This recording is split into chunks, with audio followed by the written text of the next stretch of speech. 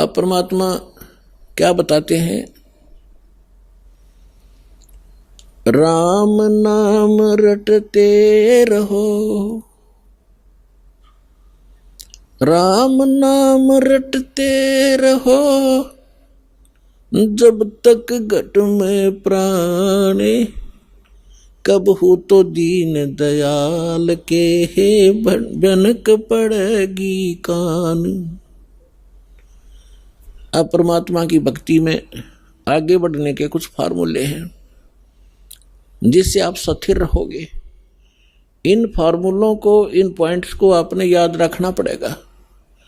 जैसे कुछ भक्त आते हैं, कुछ ऐसे भक्त होते हैं जो सब जगह थक लेते हैं, झाड़ फूक करवा के, मंत्र जंतर जप के, गुरु बना के, और जब वो यहाँ आते हैं चाहे कितना भयंकर दुख हो उनके ऊपर, परमात्मा तुरंत ठीक कर देता है। अब उनकी तो फिर परमात्मा की रजा होगी, उन कोई और ठिकाना नहीं रहा, भगवान से अतिरिक्त कोई जगह दिखाई नहीं देती। मालिक को सब पता है, अंतर्यामी है वो परमात्मा। वो दूर तक जानता है कि आने वाली आत्मा क्या उद्देश्य लेकर इस दरबार में आई है, उसी तरह से उसका उपचार होता है। तो ऐसे आते हैं उनको तुरंत। देखो दास तो एक पीएन है उस कबीर भगवान का, चपड़ासी हूँ। आपकी अर्जी दास के पास आती है, दास उस परम पिता की टेबल पर रख देता है। अब उसने यस और नो उस कबीर भगवान ने करनी है, और यहाँ सेकंडों में होती है। यहाँ कोई कार्यालय नहीं है, वो साइन होगा फिर वापस आओगी। सेकंड्स के भी कुछ क्षणों में वो सब अर्जी परमात्मा फैसला करता है। तो जो भी आता है, जैसी उसकी अंतःकरण की भावना होती है, दास आपकी अर्जी दास के पास, दास की परमात्मा के पास, तो फिर करना उस मालिक ने है। तो कुछ ऐसे आते हैं उनको तुरंत राहत मिलती है।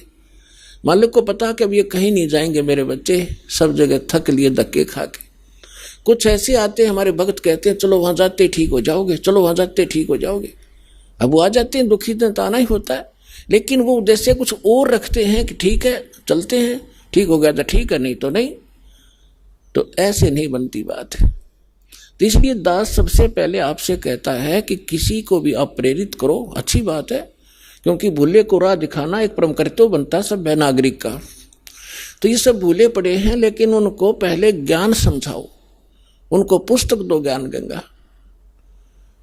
और ये ज्ञान गंगा पुस्तक जो है, और भी कोई हमारी सीडी है बनाई हुई, या कोई भी परमात्मा का लिटरेचर जो इस दास के सत्संगों से बना है, उनको दो पढ़ने के लिए।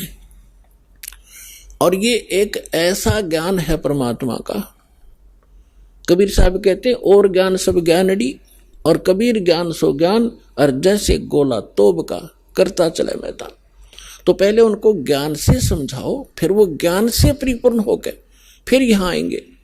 जब तक ज्ञान से परिपूर्ण होकर यहाँ नहीं आएंगे तो वो फिर डगमग हो जाएंगे। परमात्मा इस चीज को लाइक नहीं करते कि ये डले थे, पहले ढो ही रहे थे, 36 जगह भटक लिए, नकली गुरुओं के पास धक्के खा लिए, जीवन नाश कर दिया इन्होंने। तो अब अपने परमात्मा को पहचान कर फिर यहाँ लगे। तो इसमें क्या होता है कि फिर दूसरा इसका कारण ये होता है, जैसे किसी डॉक्टर के पास रोगी जाते हैं, एक ही जैसा रोग होता है, एक व्यक्ति को तो 2-3 खुराकों में राहत मिल जाती है, और दूसरे को 3 महीने गोलियां खाने का निर्देश दिया जाता है डॉक्टर के द्वारा।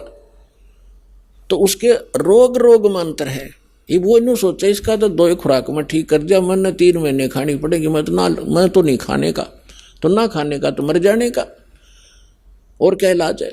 अब उसका रोग इतना गहरा नहीं था, जो जल्दी समय पर आ गया तो ठीक हो गया, और उसने वो 3 महीने खानी ही पड़ेंगी और ठीक होगा, क्योंकि टेबलेट वो कारगर है।